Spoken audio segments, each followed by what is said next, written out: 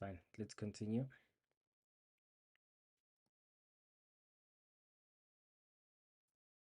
So today we're doing week 5.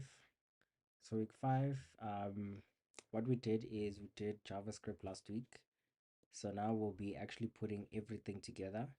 So we'll be putting our HTML, CSS, and then JavaScript all together so we can actually create a calculator. So this week will be us creating a calculator. Then tomorrow there'll be a session for user-centric app development. So please tune in at 11 o'clock on the App of the Year YouTube channel. So let's continue. So week 5. First thing we'll do is the calculator app. So in this project, we'll be building a fully responsive calculator app. I had a picture of the calculator we'll be building on. Where is it?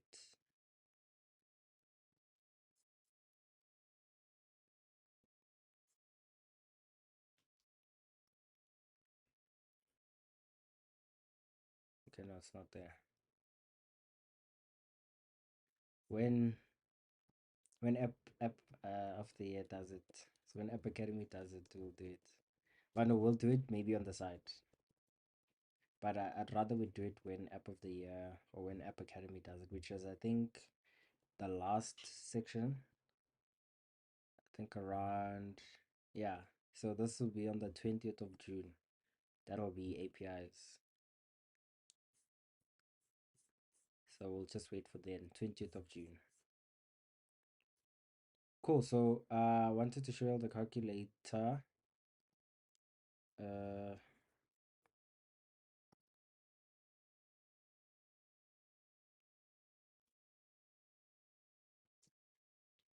so this is the calculator we'll be building with our HTML and JS. So stay tuned. We'll be building this entire. When did they touch it? They didn't yet. Will I be able to find?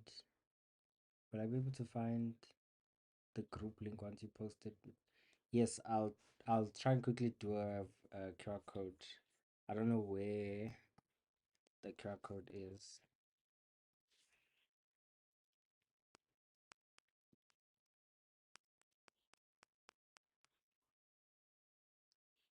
But yeah, so we'll be building this calculator. So guys can just continue with. Look, now I'm reading other things. You guys can open up your PCs and then we'll start by creating a repository. Just try and get this group.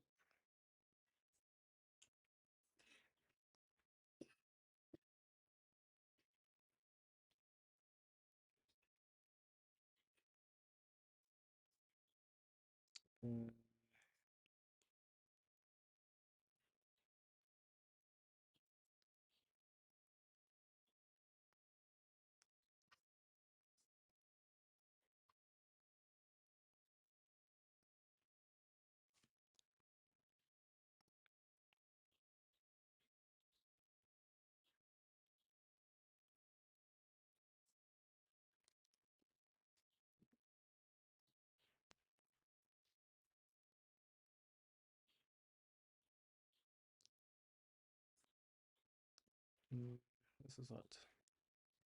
What's that?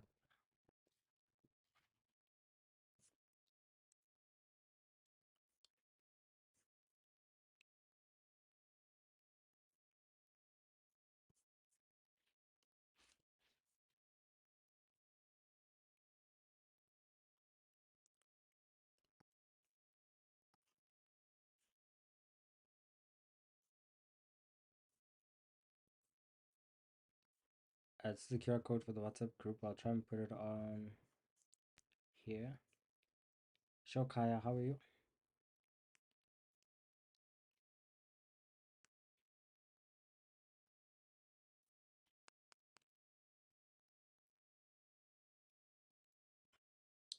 Where is this thing go around to now?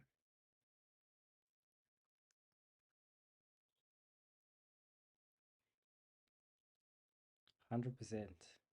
100%.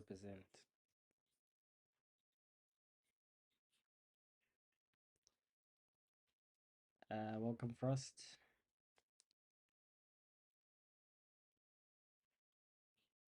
Yes, I love WebStorm IDE. I use it all the time. Thank you for the hot me, Frost. Unfortunately, here I'm not using it because people are using um people are using VS Code, but I use WebStorm all the time.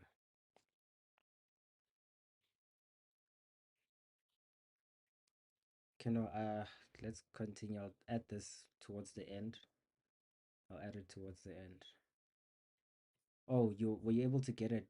I think you were able to get it. If you can maybe, if you wanted the group, just quickly take a screenshot. This is the QR code.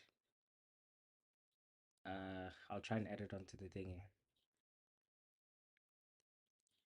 I'll try to add it. Oh, there's only opening it up now.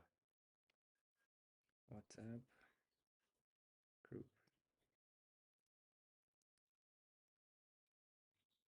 What's your project about? What's your project about, Muzi? Ah, it didn't add. Okay, we'll see it. Let's continue. So we're now in week 5, right? And week 5 is us creating a calculator app.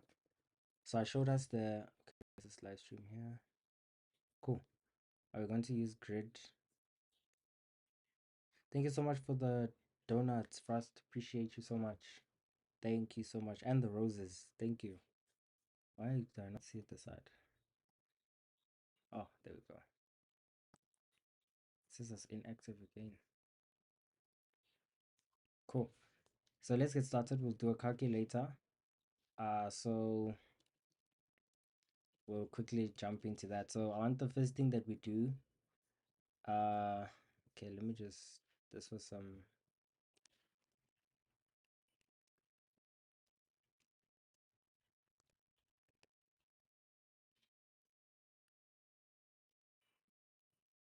oh, that's awesome. That's awesome.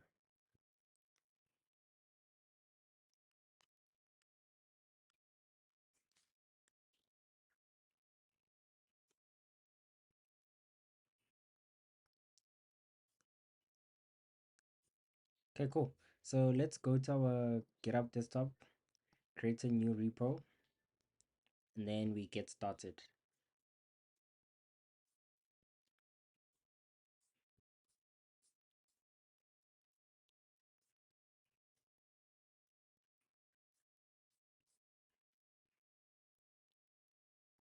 And what's in who knew Infinity will be using grid layouts? Yes, we'll be using a grid layout for the buttons. Is this a competition? No. You're gonna need a team. So have you found a team yet, or are you still looking? Okay, cool. We'll create a new repository. We'll call this JS calculator. Then we'll just say week 5 JavaScript calculator. Yo, that's crazy. So like, what's the project for? Is there a demand for it or something like that? Cool. So we create a new repo. Um, YouTube, can you hear me? I see someone says audio's low.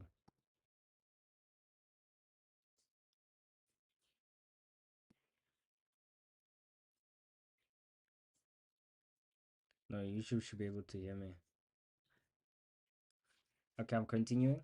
So we'll do a new repository, call it JS calculator, whatever you want to call it. Then add a description. Hello Mulesh. Hello Mulesh. Add a description, and then this is, we'll just keep it on the path we normally have, our development path. Then we don't need to get ignoring a license, just initialize with the readme file, then we'll create repository. So this will now create a repository on GitHub or locally, then we'll push it to GitHub. So there we are. We can publish the repo to GitHub, keep it as is, and then you can open it to be. Uh, it's not hard. I think it just requires practice. Just requires practice. That's all. Um, so just untick on keep this code private. So you just want it to be public so you can have more projects for people to see. So just have it as untick it and then let's continue. You can publish your repository, just wait for it to start publishing. Thank you so much, Unati.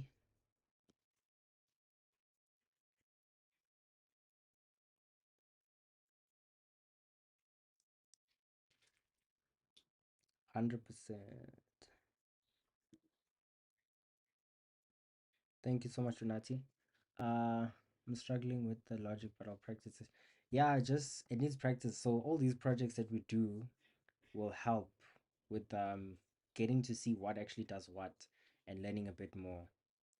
Cool. So let's go on to check our GitHub. Let's check our GitHub and see if we'll see if our project is there. Cool. So there's our JS calculator. Thank you so much, Linda, for the hot me. Let's get started. So let's go on to our VS Code. Let's go on to our VS Code.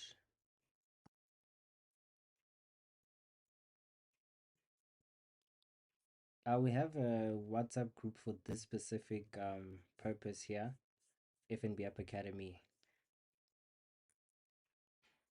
Okay, cool. So we'll close our previous project. The last thing we did was a budget tracker. So us doing this specific calculator is kind of what we basically kind of did week 5, but let's follow week 5's lesson structure so we can actually do what is given from the App Academy. So the budget tracker was basically us doing the calculator last week when we had time. But let's do this new project and see how we can actually have this calculator working. So we'll GitHub. Thank you so much. GitHub is used to host our projects and it's used for collaboration amongst developers. So we use GitHub when we have big projects where you want different people to work on the same project. So Git is like our version control and GitHub hosts the actual projects there. So if I'm a developer and I've got a team, other developers can work on different features towards one specific project without breaking the entire project. Where you've got versions where you can roll back and things like that. And when did I start learning coding? I started learning at 14. Cool. Let's click on open folder and let's open that folder or the project we just created, which should be under our development folder. So we've got JS calculator. Okay, click on select folder. That will open it in a new, yeah, that's our folder that we've got open now. So what we want to do here is we want to build a complete JavaScript application. Okay, no problem. Music for the soul, no problem. Uh, cool. So we'll create a entire JavaScript application from scratch.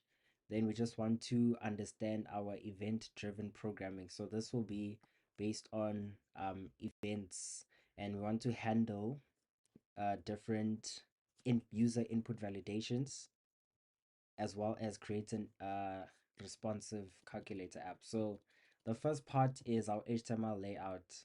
So as you can see here, they're not giving us the code anymore. So since we've mastered the basics, there's no more them giving you the code. It's either you're gonna watch the video and follow along, or you now need to figure out the code. Thank you for the follow, music. And Fancy, thank you for the follow. Kia, what kind of app? We're creating a calculator in JavaScript. Cool. So we'll have lesson 1, which is HTML layout. So we want to work on the HTML layout. So the first thing we'll do is obviously start the project by creating our HTML with no CSS, JavaScript. So it's just going to be pure HTML. So let's jump into that. So let's create a new file, index.html. Okay. So we've got index.html, and then that's what we'll be working on now. So we don't have to create others for now. Let's just start with index.html. And what we have to do now is we'll just get our HTML structure, HTML5. Then we get our structure there. We can have this as JavaScript calculator app. Okay, so we're creating a JavaScript calculator. Cool. Now we need to go into our structure. So how will we do this calculator? The first thing we'll have is we'll start with a div. Okay, this div will be our actual calculator. So we'll give it a class of calculator. All right, so have a div class calculator, and then everything will be within this specific div. Cool. So we want to first have the section in that in the calculator where people can see the actual numbers and the results that they are typing, right? So we'll just say here we'll have number display. Okay, so this will be the numbers display. That's the first thing we're adding. So we want that when a person actually sees the calculator, they see where they're typing in numbers. So if you think of a calculator, you've got that section or that display where you actually add the numbers. Can we screen record? Yes, you can, but it will also be on YouTube. It will be saved on YouTube. So you can screen record if you want to, but it will be saved on YouTube. Okay, I'm just trying to open the chat for YouTube on the side here.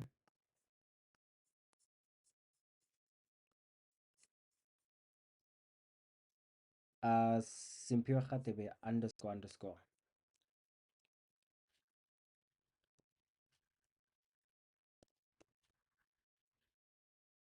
Okay, that's the YouTube channel. Cool. So why not you say it? So we're creating an application, and I want to now customize the styling here, right? So I'm having a div because I'm not doing a site, I'm doing an app where I'll have a container of my actual calculator, and I'll have different elements within that container. Hence, I'm creating a div and not sections. So so the first thing here, I want to do another div. Remember, this is for our display, right? So we'll give this a class. Thank you so much for the rose, Tato. Hi, hi, hi. Welcome for your few minutes. Thank you for the heart me. Cool. We'll have this as display because this is gonna be the display. So we'll just name it display. And then we want to have an input. So the reason we'll add, oh, perfect. I'm happy for that. Cool. So we'll add an input element here. So I think I need to actually show this calculator, which will be much easier if y'all see the calculator as we go through this. Where's the screenshot? Where's the screenshot? I lost it.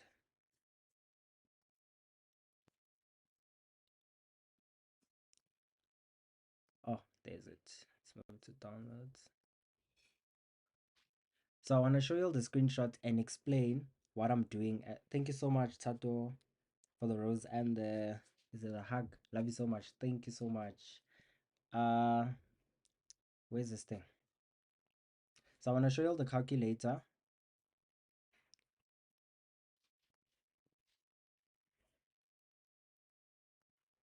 This is it. I hope that's it. Yes, it is.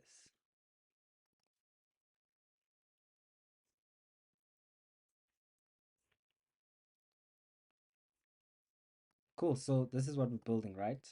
Now, what I'm trying to explain right here. Oh, wow. So many things. What I'm trying to explain here is this part. You see this numbers display? This is what the numbers display is. So the reason we're adding an input type, we'll make an input type where a person can't select, but we'll have it start with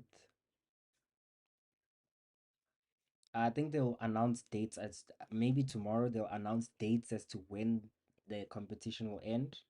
But yeah, they'll definitely always announce when these stuff end.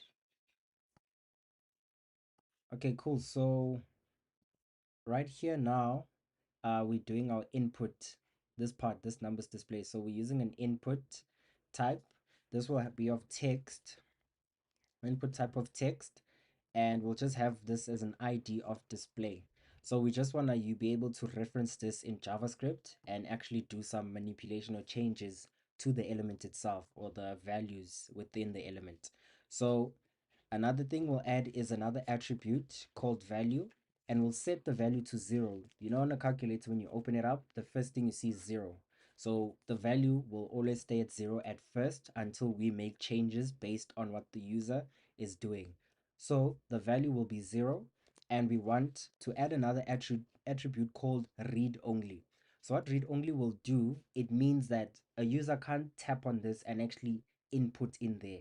So it's just a read only, meaning we will be displaying content or values on that specific on that specific.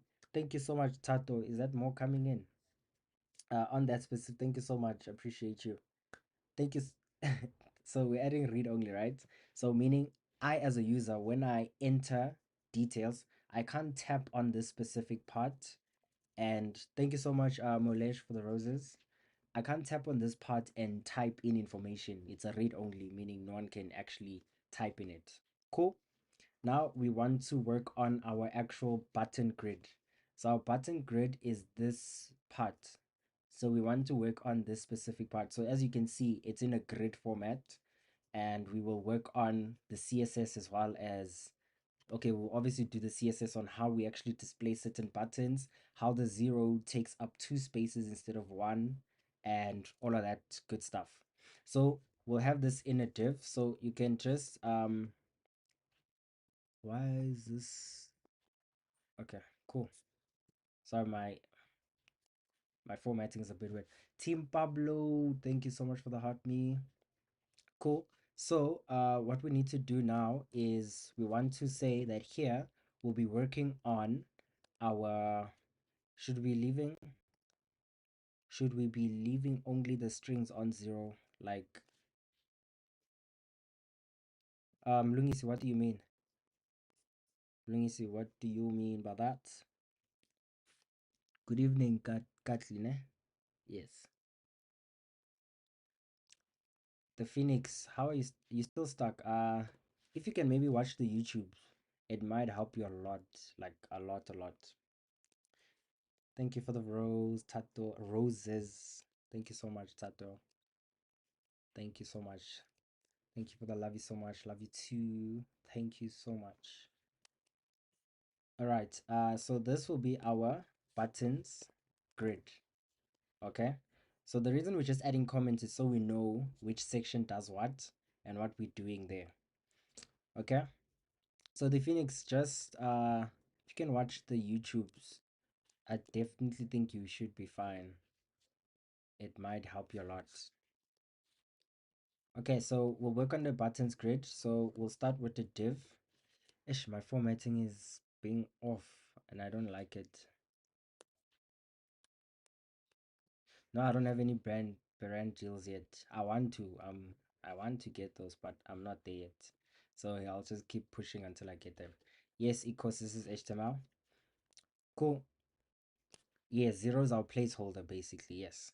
Cool. So here we'll give this the name of buttons because we'll have our buttons here. So just remember this, there's our input and we'll have all our buttons in this specific div. Okay. So in this div we'll have our buttons. Now let's work on our first row. So our first row will be this part. We've got our AC, which means clear. We've got backspace, which means backspace. Then you've got divide, by Tato, we'll talk. Then we've got times. Oh, W level up. Did I catch it? I did. W level up. Garabo. Thank you so much. Hi, NC. Cool. Yes, I do know Java. I don't like it, but I know it. So now we're working on this first row. We've got AC, ooh, and C. Thank you so much for the money gun. What? Thank you. Appreciate you so much. I really appreciate you.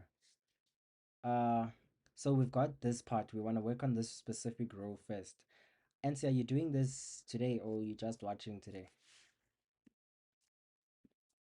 Thank you so much for the rosas. Thank you. So this is what we're doing, right? So the first thing we'll do is we'll have our first row. First row. So this is just our operators, right? Now the first thing we'll have is a button. We're building a calculator. So we'll have a button, and this first button will be so it'll be BTN.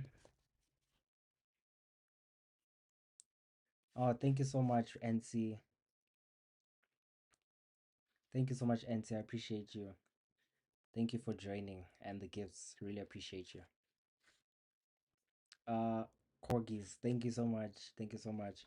I love the things. What's happening? There's this application called Tickfinity, so you can just check it out, and then it helps you do this text to speech stuff. Cool. So this will be for our button clear, and we want that when someone clicks on this button, NC, you're spoiling me. What?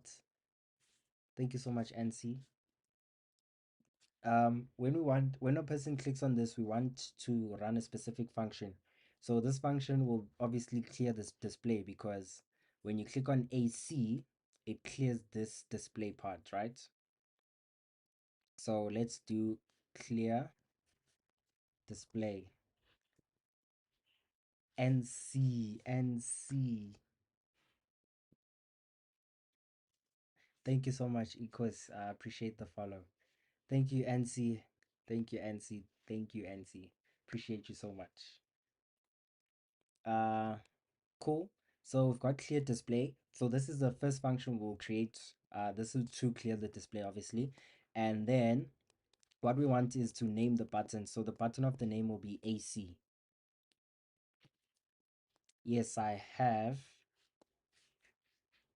Thank you, Ansi, for joining. Appreciate you. Enjoy your evening too. Yes, this is week 5. Week 5.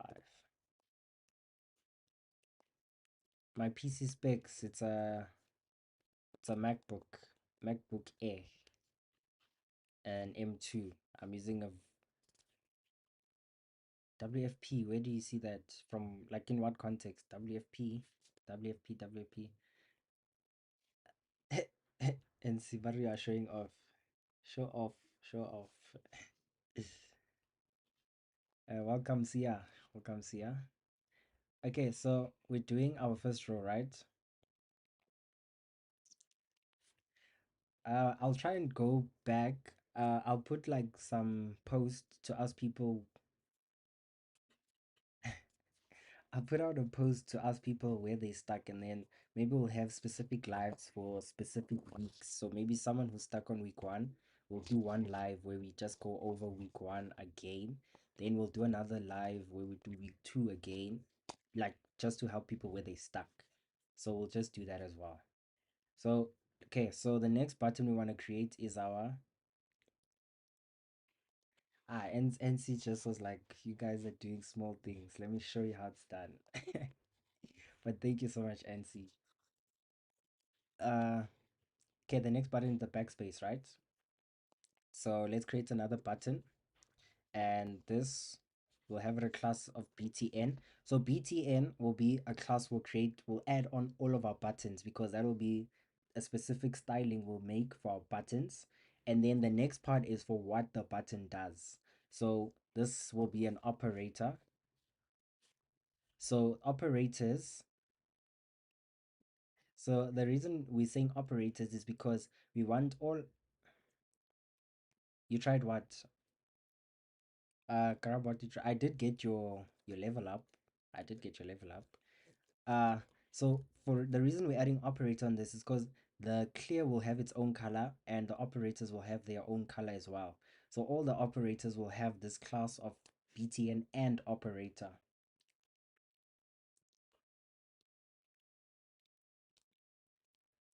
I saw it. Thank you. Thank you, Karaba. Work work proof. I don't know what WPF is. I can't lie to you. I'm not too sure. I'm not too sure. Okay. So here we'll have an on click. And what we want to do is when a person taps on backspace, right? We want them to have to clear the last part. So if someone has added maybe let two numbers here, we want to clear the last number, which would be clear last. So we'll just call this our delete last. So we'll write functionality on how we actually delete the last part of things. But also we need a specific icon. So we can maybe look for backspace copy icon.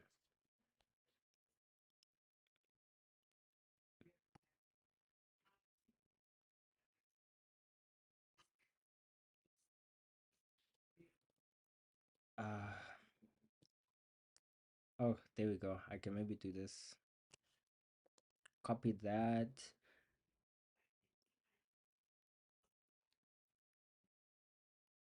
And then can I paste it? Oh, perfect. So you can paste it, or I don't know if the code works. Let's actually try that code of theirs. Let's try the code. Hopefully the code works. Let's quickly check it out. Let's go live and see fast.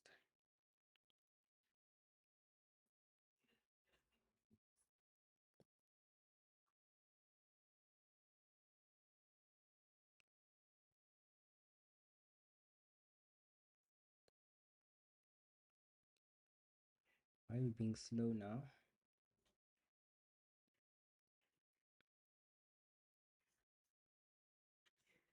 No, it's fine. Okay, we'll come back to that. Just put in this code. We'll check it out later. If it doesn't work, it doesn't work. We'll see. Just put in this code. That's fine. This code should be for backspace. I just see this. No, it's not. It's not backspacing. So let's back. Where was it? Uh, Thank you so much, Spoo, for your first gift. Thank you so much for the heart me. Appreciate you, Spoo. Thank you, thank you, thank you.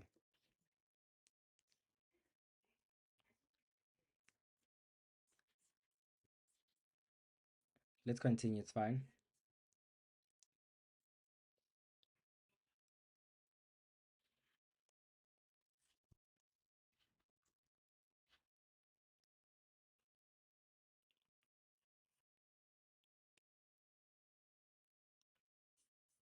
We'll continue without it. I see this thing and I can't find it also.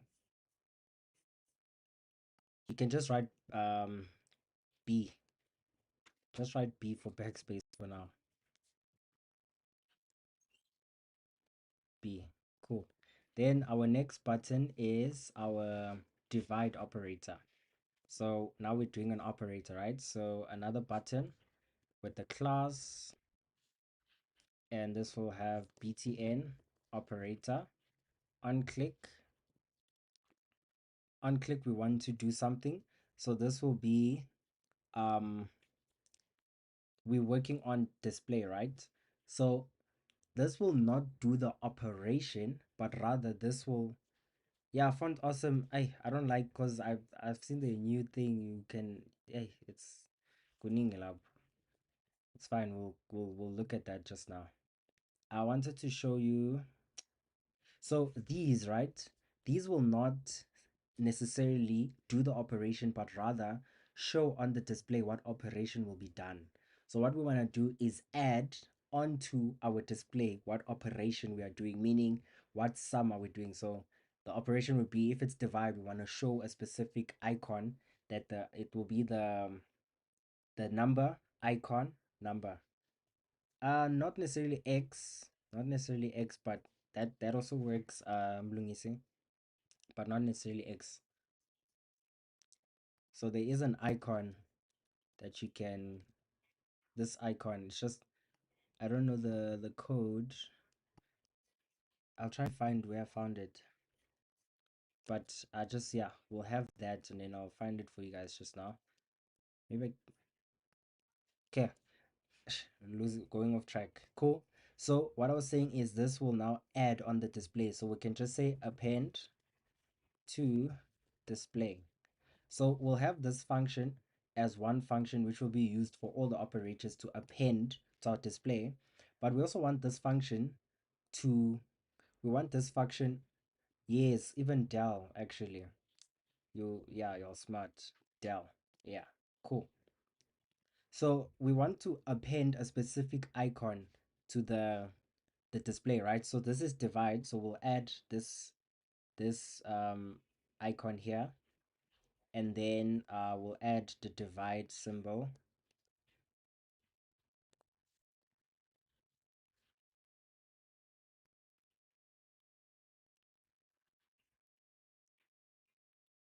Where am I? Yeah, there's no divide symbol. Yeah, yeah. Cool. So this will be divide, right? Perfect. So we've got our three buttons and we need the last button. So if we check the last button will be our multiply. So this is what we want to get. We want to get this multiply button. Okay. So let's add another button. The class btn operator, because it's an operator, and on click we want to also still append to display, and what we want to append on the display this time will be a times, because that will be what shows on the calculator, times, right? And then here you can just add an x to show our, so that's our first row. The new question so far, this is just the HTML structure. YouTube still good, think so, yeah. Okay, let's continue. So after this, we've done our first row. Now we need to do, live is not eligible for, hey man,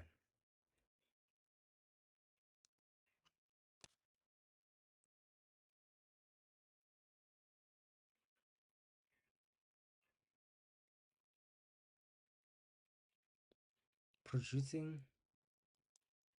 what does this thing mean? Young Papel Hashem. Okay, cool, that's fine. Let's continue.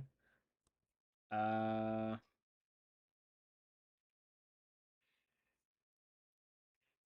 do I want ish? I don't know. No, it's fine. Doesn't matter. People will join if they join, that's fine.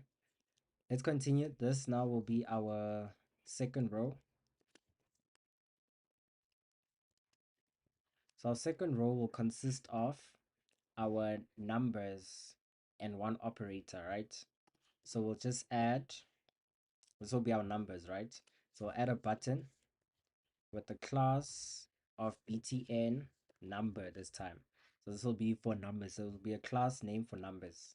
Then on click we want to add append to display. All right. So we're obviously adding to the display. And this will be, the first one we'll have is number 7. So append to display will be a 7. And then we'll just show the number 7 right there. Then we'll do the same thing again for the next one, which is 8. So we'll have a button with the class of btn number.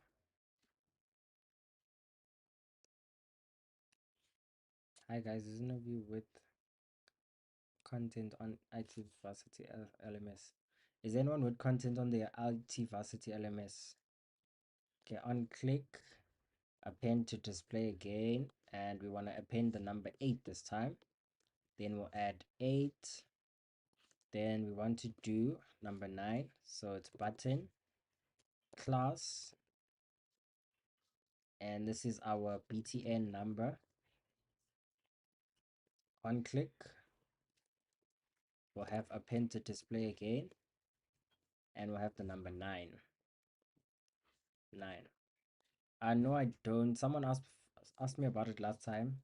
I don't do it.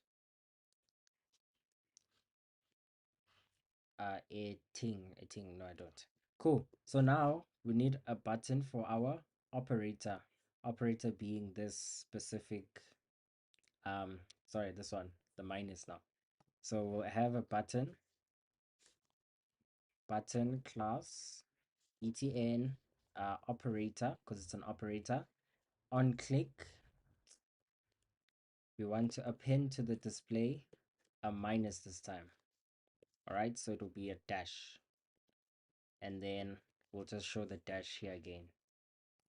So that's what you have so far. Let's see what we have so far here. So you'll see we've got our AC del egg divide x789 minus. So currently we've got everything will be in one line, right? Everything will be in one specific line. So we'll use a grid format to format it one after the other. So currently it's going to be all in one row. And as you can see here, I'm typing on this input and nothing is happening because we made it a read only. So you can only read the specific part. You can't type in it. So even if we do that, nothing's happening yet. Cool. Right, so now we'll add the next numbers, which is 456 plus. Okay, 456 plus. So that's our third row.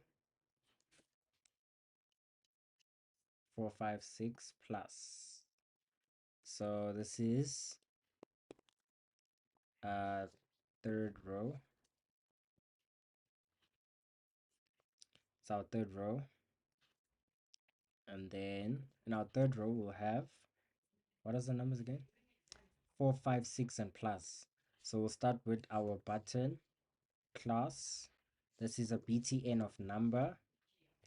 And then we'll have an on click, append to display, and we'll have, sorry, single quotes. So if you get errors like this, just add single quotes inside the actual append to display. So this is 4, then we'll add a number 4. Then the next one, if you're comfortable with copying and pasting, you can do that. I don't want to copy and paste because I might lose you guys a bit. So we'll just type it all out. btn number again, on click, we'll have append to display, and this will be number 5.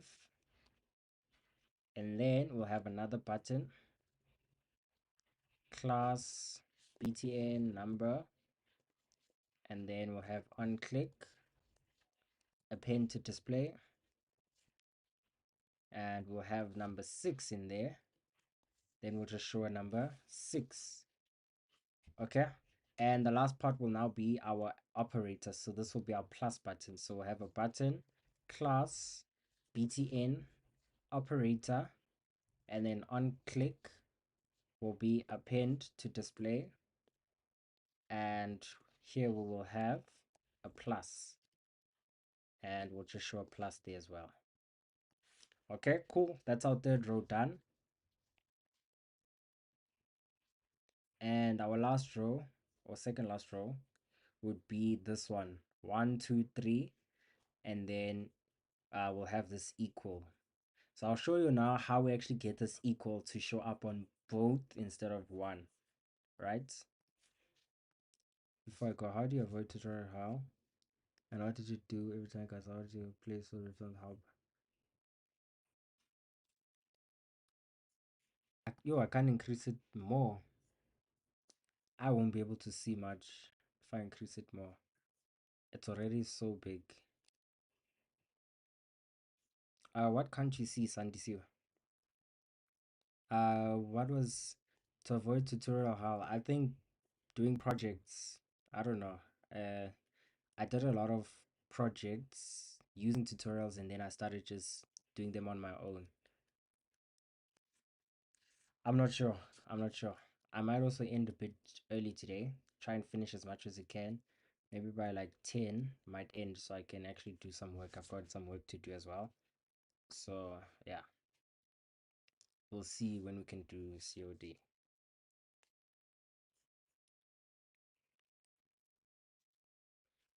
Uh yeah, that was my answer, Who knew Infinity. So this is our fourth row. Thank you so much, Tando, for the hot me. Uh our fourth row, and here we'll have a button again with the class, and this will be a number. And then on click will be obviously append to display, and we'll append the number 1. Okay, so this will be our number 1. Then we'll have another button, class btn number again, and we'll have an on click, and then this on click will have append to display and will be number 2. That equals, the symbol should span across the last 2 lines. Yes, 100%. It should. So I'll show you now. This is button class btn number. On click, we'll have append to display, and this will be 3.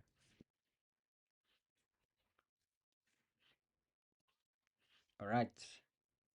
And then this will be the last part where we have our actual equal sign. So we'll have a button again, and this will be class of btn, and this will not be an operator but will be its own class name called equals, so that it can also be its own color. Then on click, we want to actually do the actual calculation this time, so here we'll say calculate. Cool. And then this can have what's this attribute called row span, right? So we can have a row span of 2. So we want to say it must take up a row span of 2, so it will take 2 rows on its own. So this, we wanted to take 2 rows, and that's how we make it show up on both lines. Even. Okay, so for now, as you can see, it's fine like that. Once we add the grid stuff, we shall see it. So that was our fourth row, and we've got one more there. So we've got these 2 now. So this already takes up a span of 2. So here we'll just have these 2 only, and this will overlap onto the next row. So this is the last row.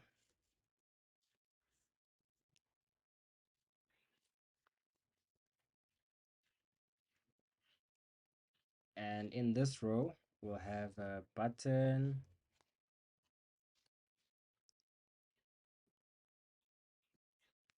with the class of btn, and this will be number, and this will be, so we wanted to have the number still, but also want to do specific styling to the number 0, right? Because we want a specific styling to number 0. Then we'll have an on click. How does one open HTML on their phone? There's apps. I don't know what apps they use, but there's specific apps you can find. If you can find Sandy, so you're trying to change your resolution, it might be on a low resolution. Kabelo, been struggling. How does one open HTML on their phone? There's certain apps. I forgot which apps they use. I don't use on the phone, but there's apps. If you can maybe check apps, just check phone IDEs or something like that. I'm not too sure what they use. I won't lie to you. I'm not too sure exactly what they use on the phone. So this is for the button, right? So we'll append a 0 here because it's still a button. And the last one,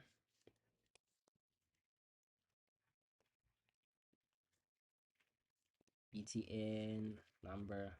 Anyone is coding on their phone, can you tell us which app you use? And this will be append to display, and we put a dot.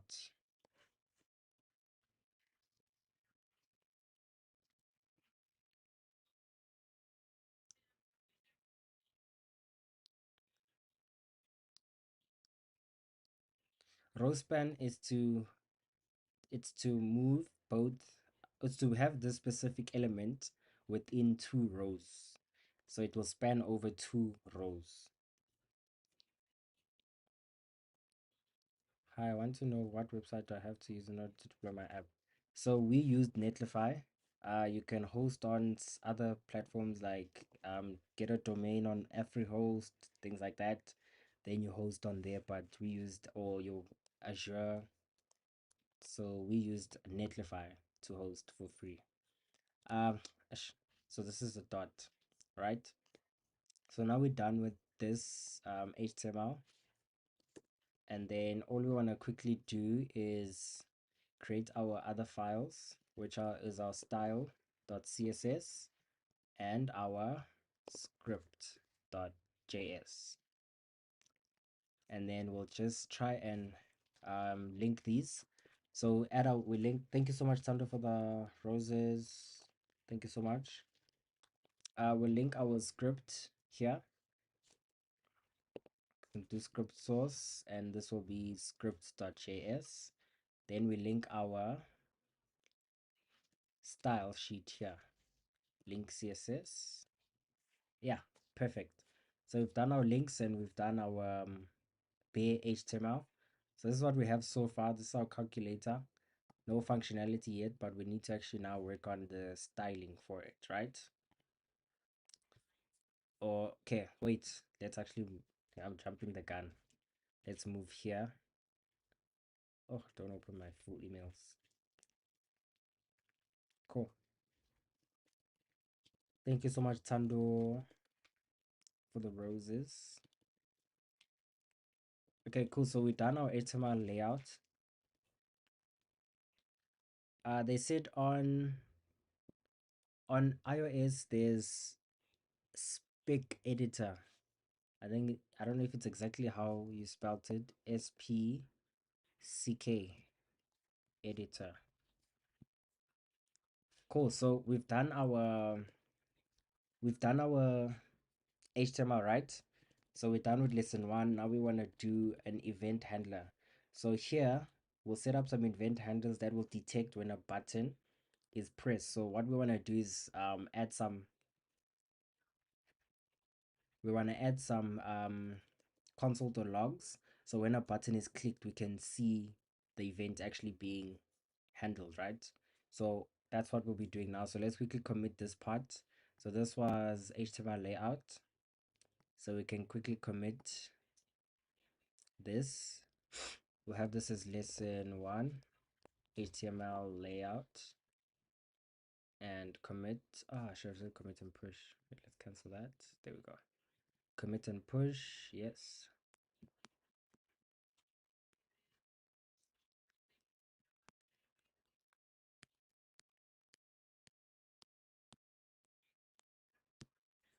Okay. We've done our first one committed. Now let's go to our JavaScript, right? Eh, my camera vanished. Let's see why.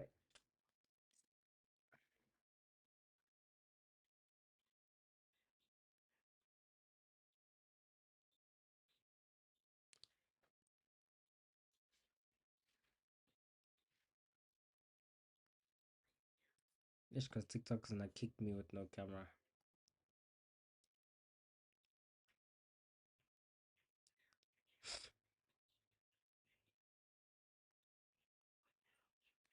How does it just vanish?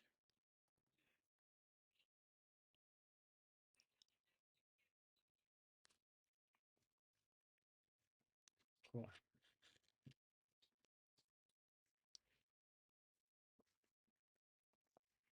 Mm, okay, connected there, connected there. Perfect. We can continue.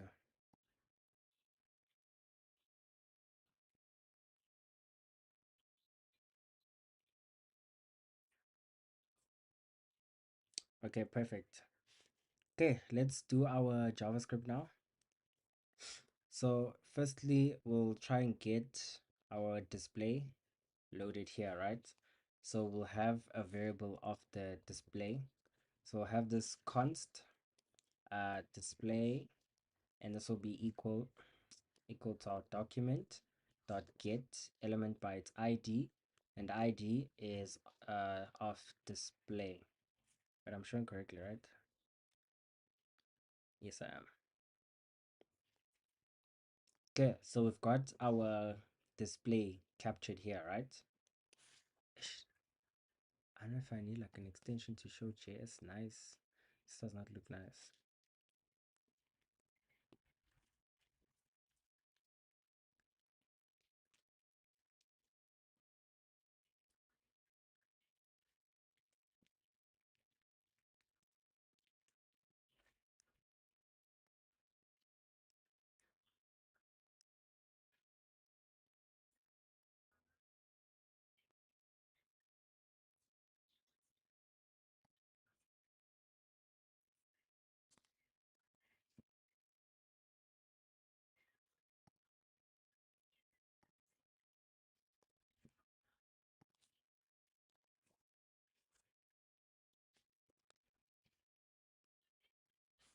Okay, sorry.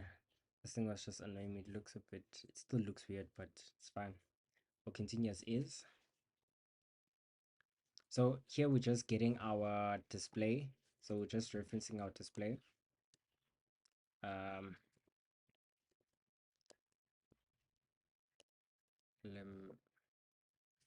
so I'm gonna reference our display element. Cool. And then the next part is we want a variable to track if we've done an actual calculation, right?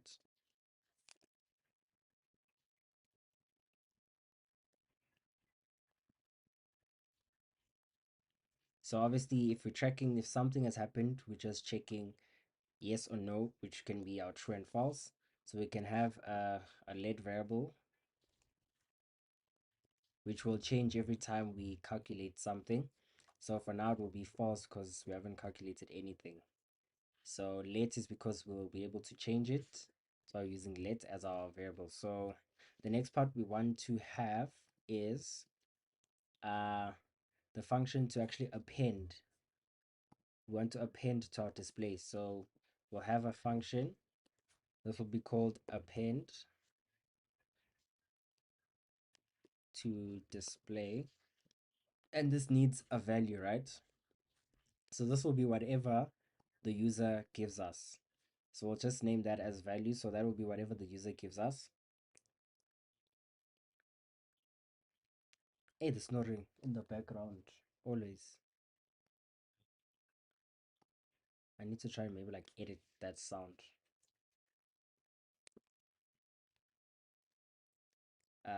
Cool. So here, the first thing we'll just do is console.log. Because remember, we're just doing event listeners now, so we just want to see. So we'll have button pressed, and then we just want to show the value. So we're just showing our button working. So whatever value will be whatever button we click should pass the value, then we see it in our console.log, right? Then we can also add an alert to show a person that this is what you've done. It's just us testing. Remember, we just want to see if our buttons work.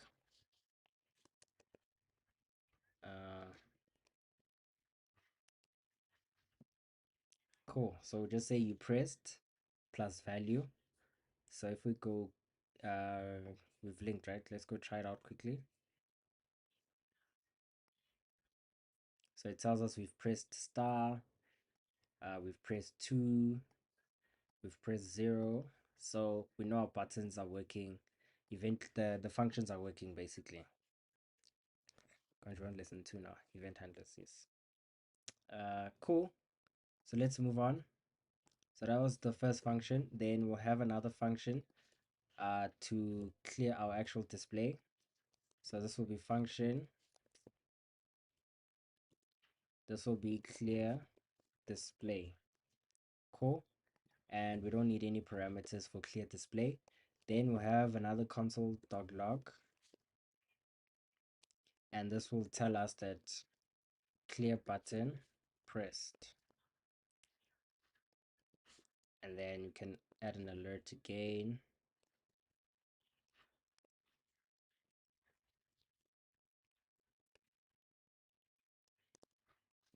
Cool. We're still together, right?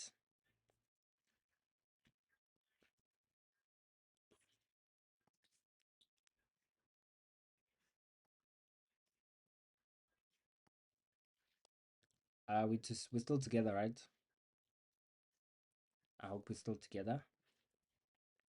So this was us just when we click on clear display or a button that has clear display, which would be del. Oh, it's AC, sorry. AC. Clear button was clear. It was clicked, right? So now we see that our button was clicked. So let's continue. The next one is the delete last. So all we're doing is just adding our functions and we'll write the functionality just now. So this one is now the delete last right here. So it's delete last, and this doesn't need a parameter. You can just copy and paste these two,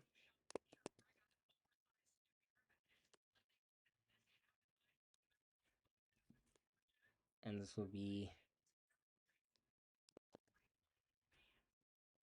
backspace button.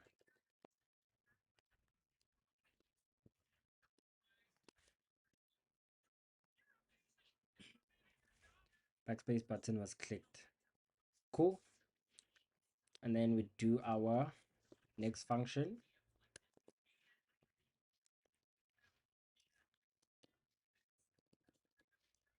The next function is what is the next one? We've got clear last, clear display, append. I think it's calculate. Calculate. So now we need to do calculate.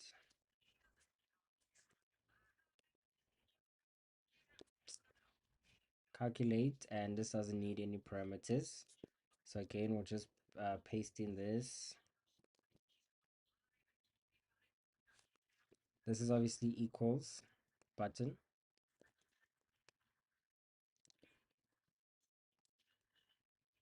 And yeah, so all we'll do now is we want to show our event listeners, right? Or want to set up our event listener. So to do that, we'll have a document. Oh, it's lost for biz. We already have on click for each on each of button. Yes, 100%. So we'll have document dot add event listener, and we want on the DOM content loaded. So the document content loaded. Then we have a function, right? And this will consist of the code we'll be running here. So we'll start with the console.log, and we want to say that the calculator loaded successfully,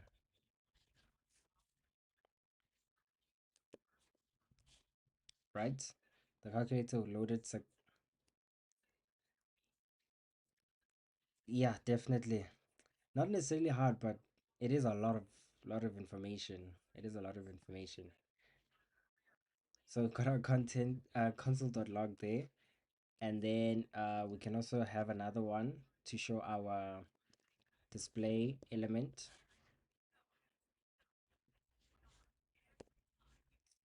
Display. Cool. And then we want to test if we can actually access our display. So we say if the display, meaning if it's there, which would be true, then we console.log something. So we can console.log current display value. Current display value, then we do our display dot value. So that is triggered as soon as your JavaScript or your document is loaded. So it says on document loaded. So as soon as this your page runs, that code or that specific event is hit. That's why we use a DOM content loaded. Cool. Then we have a else. So if there's no display, then we would just say display element not found. And yeah, that's it for lesson 2, this was just now us adding the event listeners, right? So we're adding our basic JS setup. So lesson 2 was basically us talking about every button that we click. We had how we pass the data, meaning this value from here. So this is us passing data into the specific functions. And then we're using console.logging for debugging. So the reason we just have this is just to test that our buttons actually work. And we can see in our console.log when we click a button. So how to check your console.log, right click on inspect, then click on console, then you'll see console.log right there. So you see here, as soon as we loaded our website, this popped up because on document loaded that script ran. So now we see calculator loaded successfully. Here's our display element, and it shows us the element of our display. Then the current value is 0 because it's 0.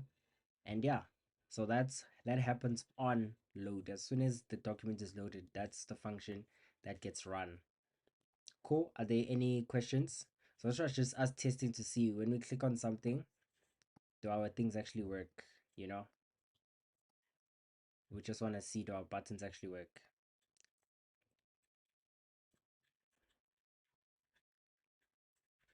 Thank you, Lindo Gukia. Any questions? I think we can continue to lesson 3.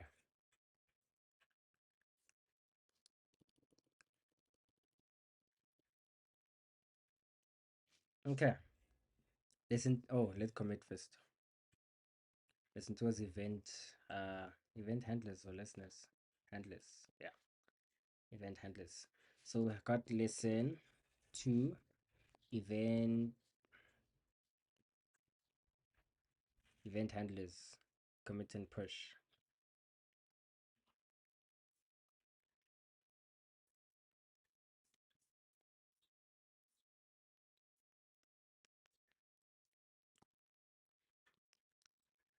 Right, let's do the next part. The next part is us removing, what did I say? Removing the 0 in the display. Cool. So what we want to do is we've got in here, so we'll leave that for debugging, right? So first thing we'll have is we want to check our current value, right?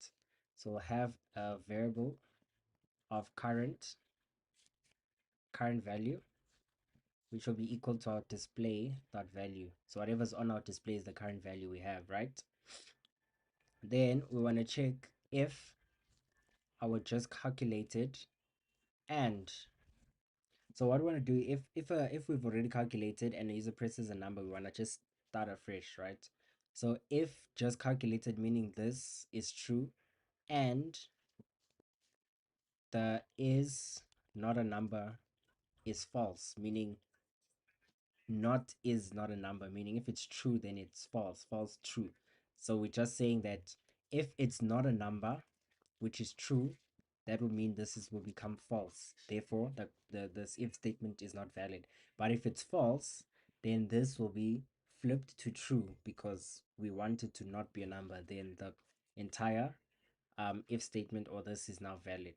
So if we're saying if it's not a number, flipped, meaning if this returns true, this will flip it to false, making it false and this not working. But if this is false, which is what we want, then this will flip it to true so that we've got true here. I hope we understand that part. So what we'll do is we'll do our display dot value is equal to our value. All right, and then our just calculated will be equal to false, and then we'll return. So meaning end the function, right? So the reason we're doing this is if a user just calculated, meaning this is true, and they want to calculate again, we want to quickly remove whatever was on there. Okay, and then now we want to check if the current display shows 0 and user enters a number, we wanna replace the 0. .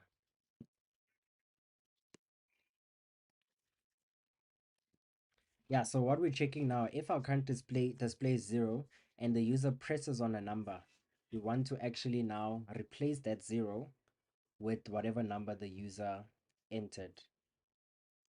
Where am I fast? Where you stuck? Where are you stuck? Cool. So just let me know you're stuck. I'll try and go back. So what we want to check now is if our current value, meaning whatever's on the display, is equal to 0. So the reason we're using triple equal, we want to do a comparison check if they are actually equal, right? And obviously we want to make sure that it's is not a number is. So line 12, what I'm saying is this, it's checking this specific one, line 5. It's checking line 5 to say if just calculated is true, and if the value is not a number, then obviously this will not be run. But if the value is a valid number, because what this does, it returns true or false. So if is not a number is false, it will return false. But the exclamation mark flips it to be true because yes, we want it to be false. We want the is not a number to be false. Hence why we're putting the exclamation mark. So this just says not. So you're saying um not false would be true, not true would be which would be false, because this will return true if the value is not a number, which is not what we want. I hope that makes a bit of sense. So we'll do the same thing here. Is not a number, and we'll have the value.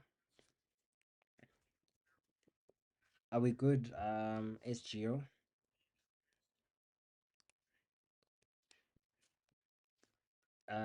Yeah, so we'll change our display value to whatever the value we have here. Then so if it's not 0, it will be whatever the value we've got from the user, correct? Meaning this value from up here will be passed down. Are we good? YouTube.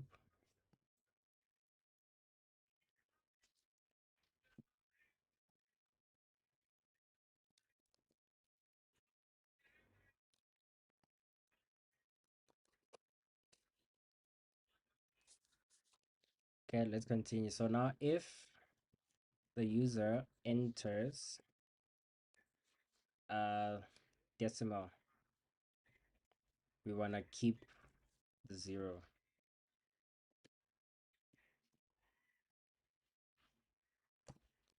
It's what if the current display shows 0, then yeah.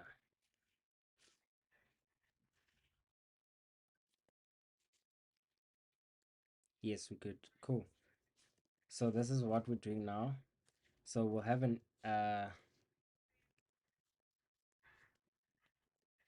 so this is still within the same one, right? So we're just splitting it up.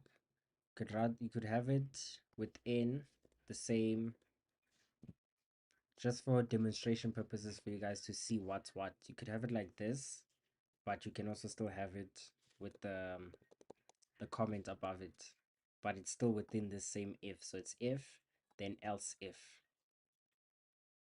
Okay, so just understand that part. But I think we don't want to confuse people, then they start writing the wrong stuff. Let's do it like that. It's fine. It's fine. So we'll just do it like that. Else if, and then we'll add our check here. So if current value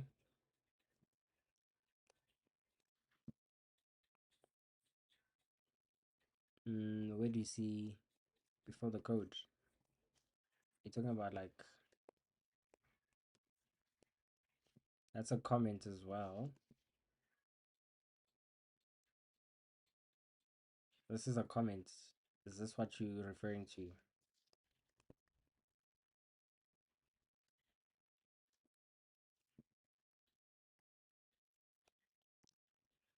Thanks for multi-line comments, if I'm not mistaken.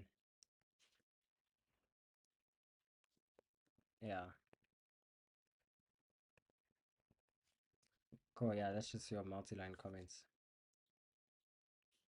Hope you got that, yeah. Okay, so we're checking if our current value is 0, right?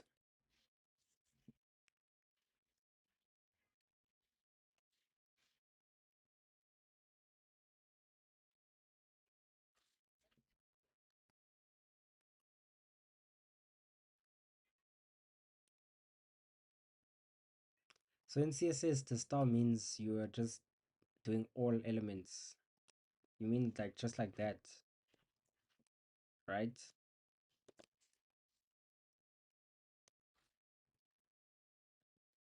Is this what you mean, this star?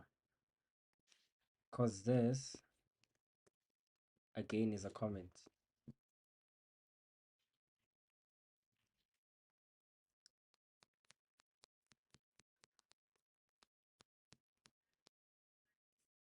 Are you talking about this? This is comments. It's to show what your code is doing.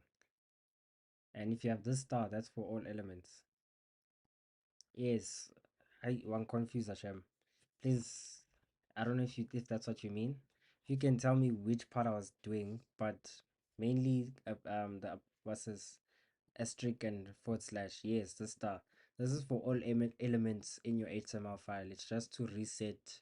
So what we do here is normally we just reset padding and margin to 0 for all, like everything, the whole document. But if it's this is just a comment. Cool. Where was I now? Current value. So we're checking now if the user enters oh yes, I answered it. Cool. If the user enters a decimal, which is a dot, right? Then we're also checking if the value is equal to dot, because they would have tapped on the dot, right? And then if that's the case, we'll show the display dot value will be our current value plus the value. So it'll be 0 plus this dot, because that's what we have there. Cool. Then we'll just have an else. The else will be thank you so much, variable. Appreciate you for the GGs. Thank you so much. Display dot value, and then this will just be our current value plus the value. This will just be an else, right? So for everything else, we'll just append the value. Cool. Then after everything is done, we want to now reset. So we just want to reset the just calculated flag, which is the value at the top there. And the user starts typing. So what we'll do here, we'll just do just calculated is equal to false. So that's us resetting it to false. Cool. Are we together? Can remove that. And then let's just debug to say a console.log. This console.log is us now checking. We'll just say the display updated to whatever our display.value currently is. So we're just checking now what our display value is. Cool. Are we together?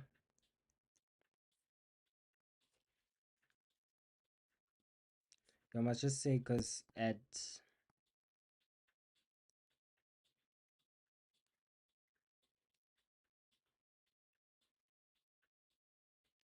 at 10 I need to leave so I can do some work. Then I'll be back.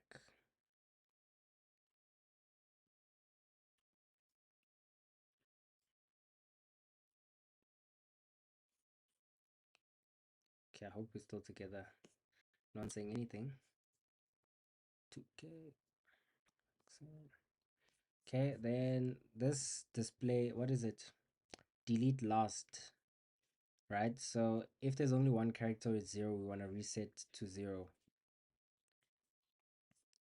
Oh, my mouse is not working properly there. Cool. So let's now just have our variable, our current value. This will be equal to the display dot value. Cool. So if there's only one character or it's zero, then reset to zero. So that's what we're doing now. So we've got if current value dot the length. Oh, this is like not the right JS.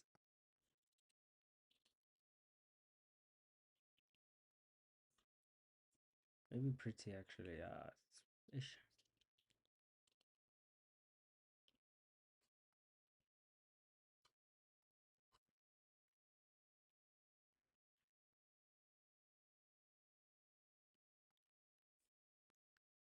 The multiple what?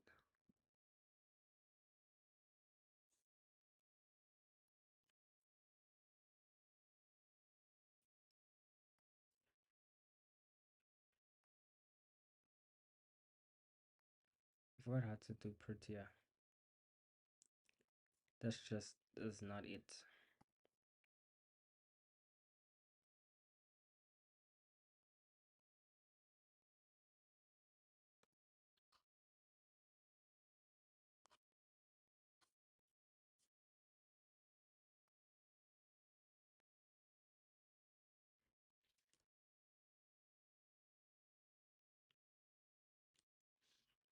There's a repo for you can check it out or you can watch the YouTube video.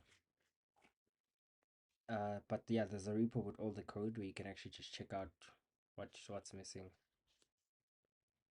Okay, that's fine. We'll continue as is. Could have written something wrongly or there's some words that aren't correct. It's always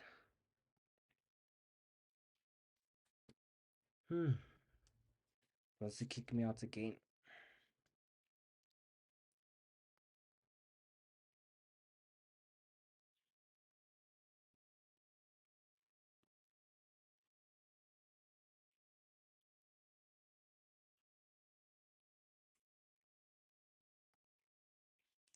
Okay, so now we want to check if the length of the current value is less or equal to 1, because we're checking if it's one value, right? Or the current value is equal to 0.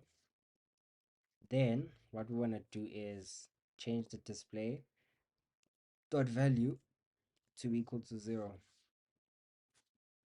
right? So that's when a person backspaces and there's like one letter left and they've backspaced, we reset it to 0. Cool. And then else we just try. Yeah, it is. You just need to practice a lot on it. Then if not, we wanna now remove the last character. So we'll just have display dot value and we'll say it's equal to the current value dot slice. So slice is a function that will allow us to remove how do I explain slicing again? This will be what we're using to actually remove one letter within an array. So our current value would be a specific array. So we want to remove the last specific number. So we'll start at 0 and we want to remove from the last. So we use -1 to remove from the last going backwards. So if I've got 5,000, if I backspace it, we'll look at 0, remove that first 0, then remove the next 0, so on and so forth.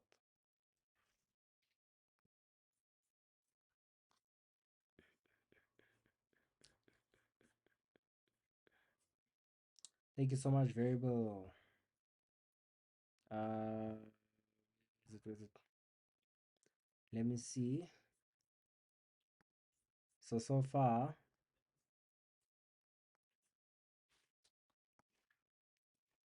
got these working. Whatever we press, button updated. So you see our thing here, input is now adding the numbers and adding our operators as well. So it's appending now. So it's just appending. We haven't worked on equals yet or anything like that, but it's just appending. Good. Cool. We've got about 20 minutes left, so let's try and do the last lesson, which is lesson 4 for now, and then we'll move on with the rest tomorrow.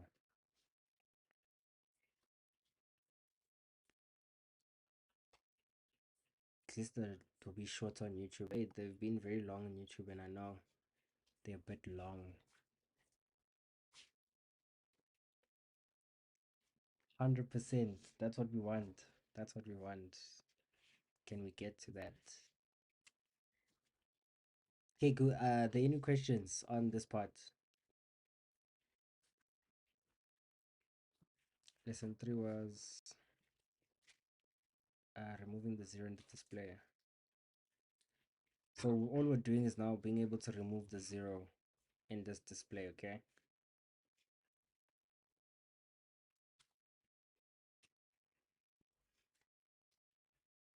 Okay, no one's saying anything.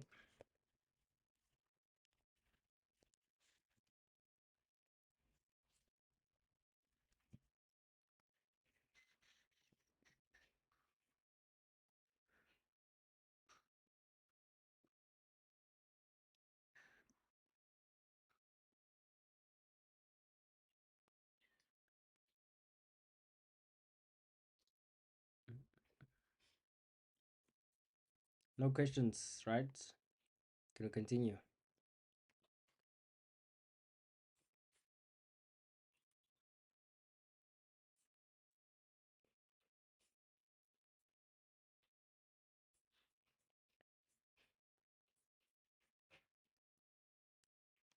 Okay, it's fine. Let's continue. So I don't know if you noticed, as we're doing here, I was able to add multiple uh dots, right? There's a button today. You see, we obviously don't want that to happen. So we'll also try and fix that as well. But now we're on AC button event handler, which is now us doing the display, clear display work. So cool. Let's quickly start with our append so we can fix this thing of us having more decimal points, right? So since it's within this part in the display, we want to add another else if.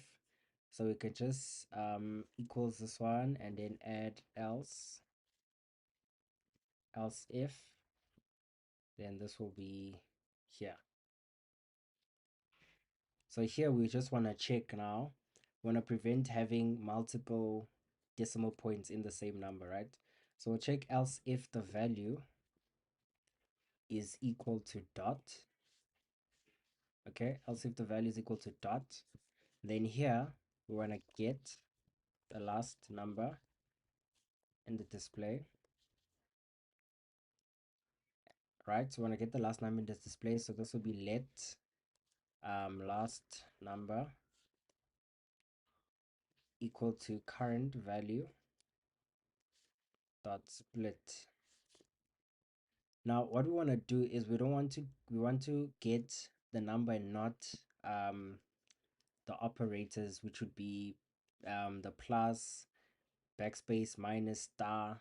So we're just gonna add this code here. So this will just be us splitting without these. It's our plus, the minus, star, and then that's it, right? Those ones. And dot pop. So this will now pop that specific number. And then we've got only add the decimal.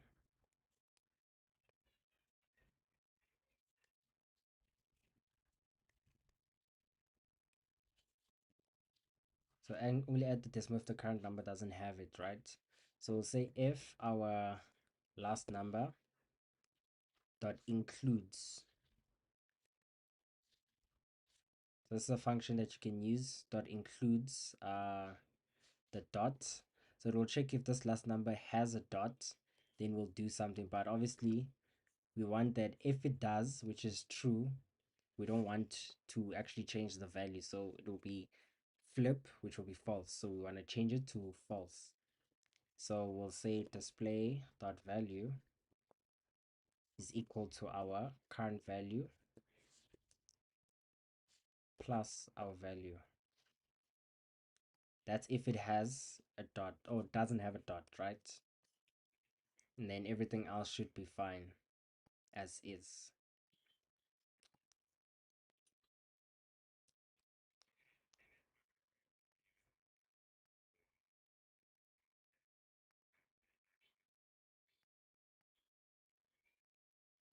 So as you see, once we've added one dot, we can't add more dots because we've got the first number and the dot, then we need to just add another number, right?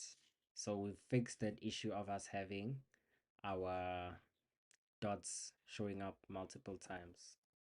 Cool. Do we see? Dots is being pressed, nothing's happening. Now we want to obviously do what we came here for, which is our clear display. So this should be an easy one. So all we do in clear display is, where's clear display? Yeah, so in clear display, all we'll do is reset our display value to 0. So display value will be equal to 0. And that's it. And then obviously we want to now reset our flag that we have at the top, which is our just calculated. We want to make it false so that once it's displayed, we've now reset. So we want to make sure that just calculated is false so that a person can now recalculate, right? Then we've got, we can remove this. We don't need this anymore because we're just debugging. Then we can just change the style, display.style dot background color. And this background color we will use is hashtag F0. Just have it in quotes. Cool. So this is just us adding a background color just for brief visual feedback. So what we'll do is we'll have a timeout for this specific color.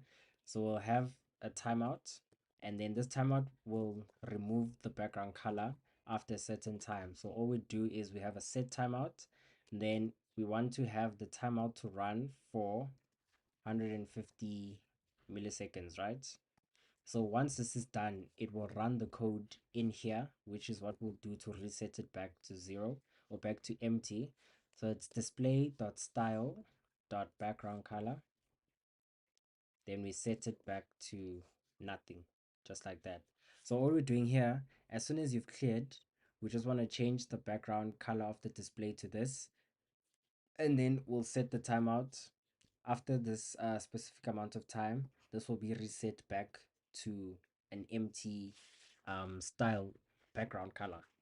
So it's just like you'd see like a pop of color, then it will return back to normal. Cool.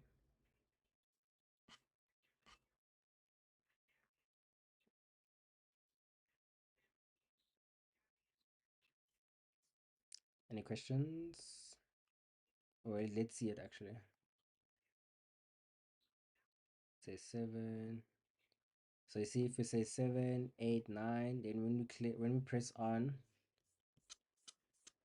on AC, see the color changed. So it's like a brief color change. So you can see that something just happened.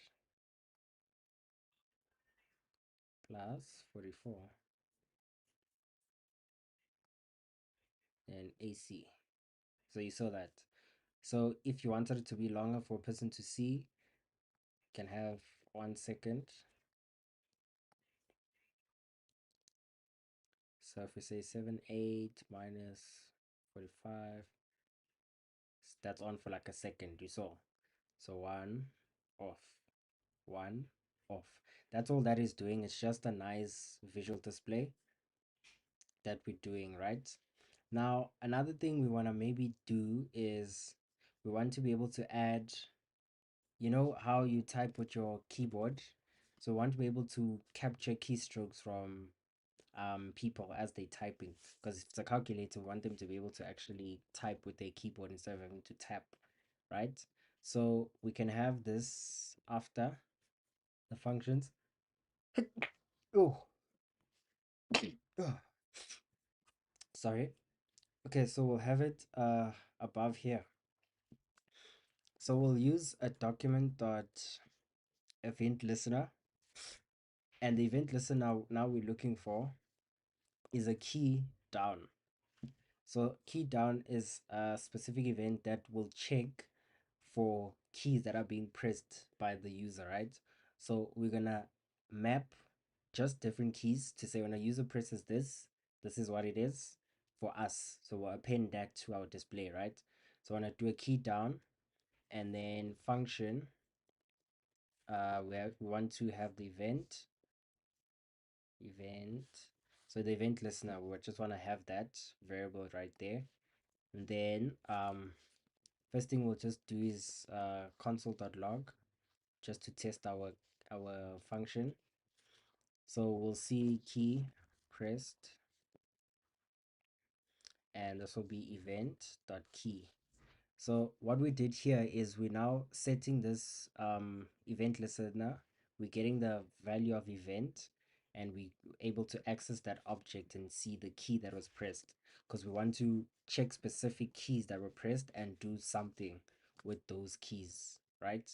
So what we'll do first is have an if statement. So if event dot key is less or equal to 0, and event dot key, so I said less greater or equal to 0, then less or equal to 9, then we'll have the append to display, string, append to display our event dot key. So, okay, so what we're doing here, right, is we're saying we want to check if the value of the key that was pressed, meaning we want to check between the numbers 1 and 9. If we get those numbers, we want to show those numbers on our display. So if someone presses 2, we'll append that 2.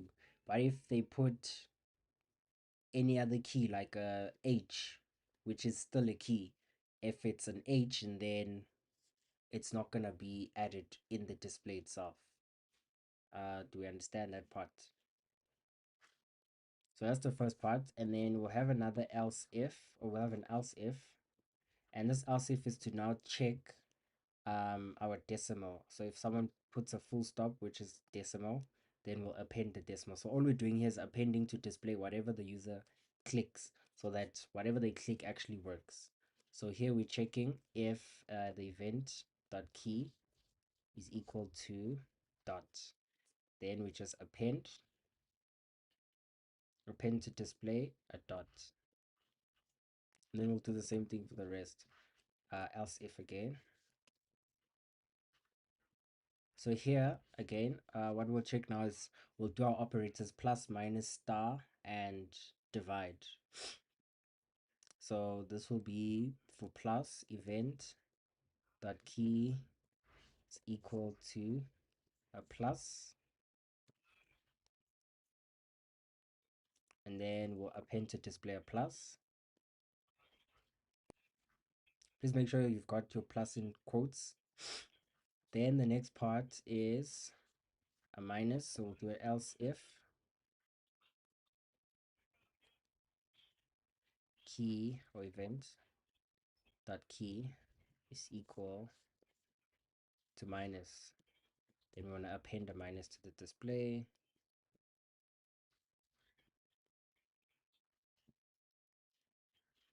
And then we've got another else if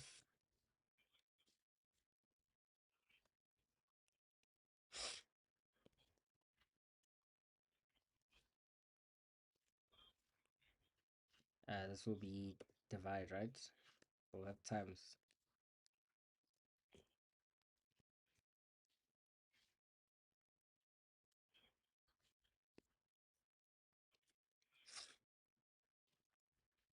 Sorry. And then another else if of divide.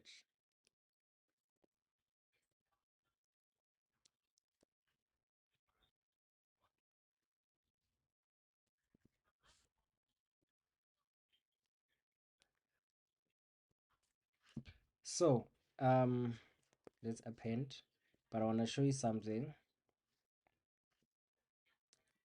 Let's come here. So there's a shortcut for other browsers where if you click on forward slash, it could do a browser search. So to prevent that, all we'll do here is we'll have an event dot uh, prevent default.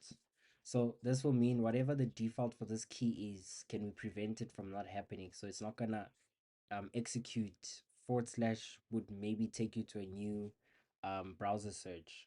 So we just want to make sure it doesn't execute, and then we can append to the display. So for now, we can check whatever numbers I'm typing on my keypad actually show up, but backspace is not working yet, but we can clear. So if I add letters, you see it shows the key pressed here of the letters I'm typing, but because it's letters and it's not the numbers between 0 and 9, it's not going to show up. So we can add our numbers right there. So that's what we did. So this is now just typing instead of having to now tap individual numbers. Then backspace key works. So it tells us that the key pressed is backspace, but we haven't done anything for that. So we'll obviously do that as well for special keys. So that's it for the keys there. So let's now work on our special keys.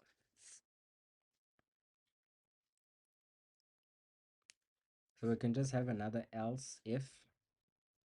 I'm just trying to separate it, but it's still within this. So I have another else if to check if event dot key is equal to enter. So make sure it's a capital enter, because if I press enter here, or do I not capture enter? What's my keyboard number? Oh no, it's not even working.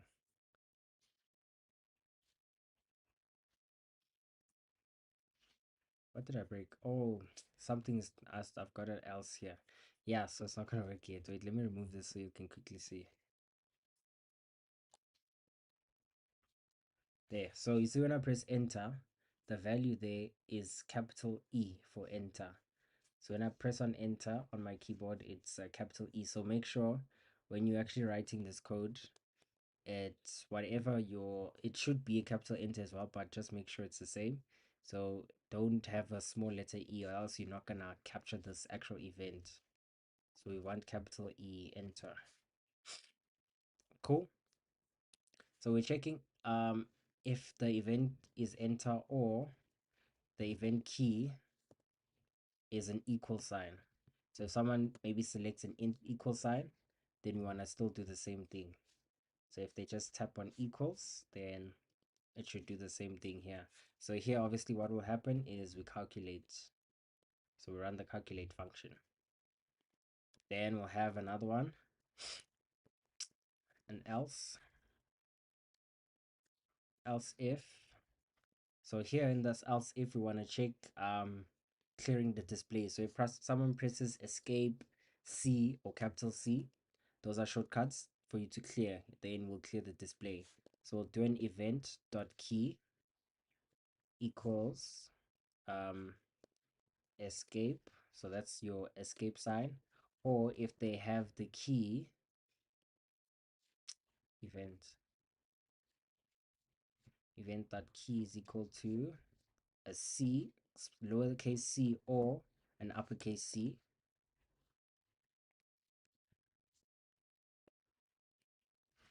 So if we've got those, then we want to be able to clear our display.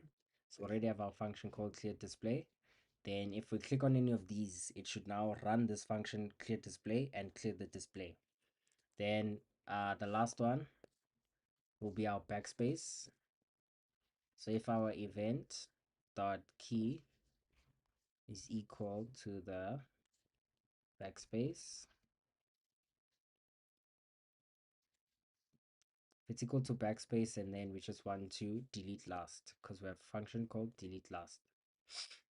So let's just see if we enter numbers, then oh, we still have that thingy running, but it does remove. Let's remove that thing on the backspace. Where is it? Alert. It's an alert on the delete last. There. So let's remove this alert for now. We don't need it anymore. So let's just refresh and see. We'll enter numbers. Now let's click on backspace. Backspace. So now backspace is actually removing the last, right? Backspace. So let's now test clear. So if I press C, it clears. If I press escape, it clears. And then if I press on what is it, lowercase c or cap c, it still clears. And then what else do we do? The operators. So if we say 54 plus, there we go, the plus actually shows up. And then if we say divided, divided should actually show, yeah, it's like that, divided, it's fine. And then add a number, then we just say times, times shows up. So it shows up all the elements because we've allowed them to show up in here, right? Then backspace still works. Cool, so we've done our clear display functionality as well as adding some nice special keys, key down event listeners to check if certain keys are pressed, what we do. So this is all we did for now. Wow, but it's fine. We're not gonna need it, but cool. So this is what we did. Is there any questions related to this as well as the clear? But the clear should be straightforward. We're just checking. No, is it clear? I think it's not working. So, oh yeah, we're doing clear, right? Yes. So we're just setting it to 0 and then just calculated is now false. And then this is just to show the user that something happened, you know, it's like a nice visual display. And then got to set timeout to remove that actual background after a while. And then, yeah, then we did our event listeners. This is a key down. So when a button is pressed, these events we are checking for, we're checking for the 0 to 9, we're checking for the dots, the plus, minus, star, and a forward slash, as well as special events like enter or equals to calculate, escape or C to clear the display, and backspace to delete last, which is removing the last part.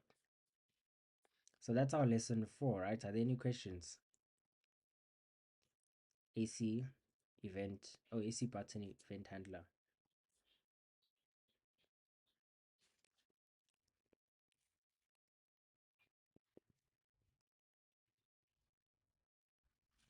Any questions?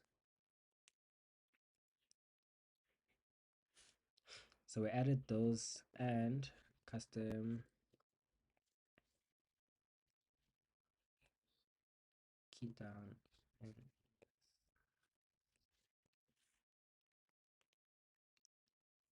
okay. Are there no questions? Because this is our last one for today. Then we'll continue tomorrow. I need to go do some work. If there's no questions, that's fine. We'll continue tomorrow. And then you can download the code on the repo for what we've done so far. Github.com/SimiSips, and we should see what are we currently working on. I should have already named it week 4, but yes, JS calculator. So we should see JS calculator there. Then you can just click on that and you will be able to see whatever we've done so far. So there's the last lesson, lesson 4. We'll end it there. I need to just do work and then we'll continue tomorrow. So I'll see you guys tomorrow, same time, same place. I don't see any questions. So I'll end it right there then. Hope you guys have a great night. Shall see you guys tomorrow. Don't forget, this is what we are working towards. So this is our final product that we will get to. It's a pleasure. Thank you guys. At least the YouTube is a bit YouTube is a bit shorter today. Hi DJ. At least the YouTube is a bit shorter. Ish. It's been very long. But sure. Thank you guys. See you guys.